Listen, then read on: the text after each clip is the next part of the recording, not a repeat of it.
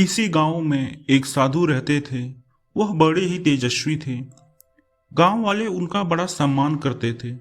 उनको कोई भी समस्या होती थी तो वे लोग साधु के पास जाते और समस्या बताते तो साधु उनकी समस्या का हल बताते थे। इस प्रकार गांव के लोग सुखी पूर्वक अपना जीवन व्यतीत कर रहे थे।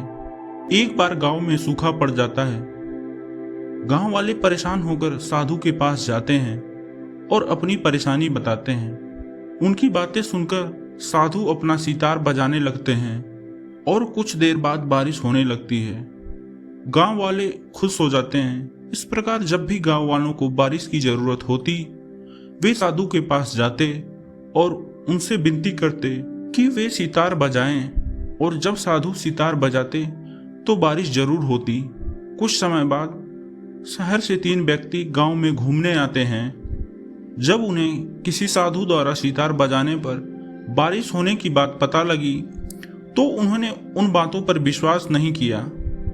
उन्होंने इस बात को अंधविश्वास बताते हुए गांव वालों से बोला कि अगर ऐसा होता है तो हमें भी सितार बजाना आता है। अगर साधु की सितार बजाने से बारिश होती है तो हमारे बजाने से भी बारिश होगी। अगर ऐसा नहीं होता है तो वे साधु झूठे हैं। अगली सुबह गांव वाले उन सारे व्यक्तियों को लेकर साधु के पास जाते हैं और सारी बात बताते हैं। फिर उन व्यक्तियों ने बारी बारी से सितार बजाना शुरू किया और सितार बजा बजा कर थक गए, पर बारिश नहीं हुई। अब साधु की बारी आई। उन्होंने सितार बजाना शुरू किया। कुछ समय बीता पर बारिश नहीं हुई, पर साधु ने सितार बजाना जारी रखा। सुबह से शाम होने को आई पर साधु अभी भी सितार बजा ही रहे थे। फिर अचानक बादलों की गड़गड़ाहट हुई और बारिश शुरू हो गई। वे व्यक्ति सन्न रह गए और साधु से क्षमा मांगते हुए बोले, आपके सितार बजाने से बारिश हुई पर हमारे बजाने से क्यों नहीं हुई। इस पर साधु बोले, मैं जब सितार बजाता हूं तो 2 बातें सोचता हूं।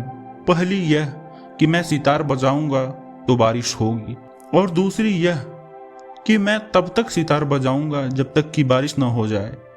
इसी प्रकार सफल व्यक्तियों में भी ये 2 गुण विद्यमान होते हैं। वे जिस काम को करते हैं उनमें सफल होने का पूर्ण विश्वास होता है। वे उस काम को तब तक करते हैं जब तक वे उसमें सफल न हो जाएं। दोस्तों, इस प्रकार हमें भी सफल होने के लिए हमारे अंदर भी ये 2 गुण विद्यमान होने चाहिए।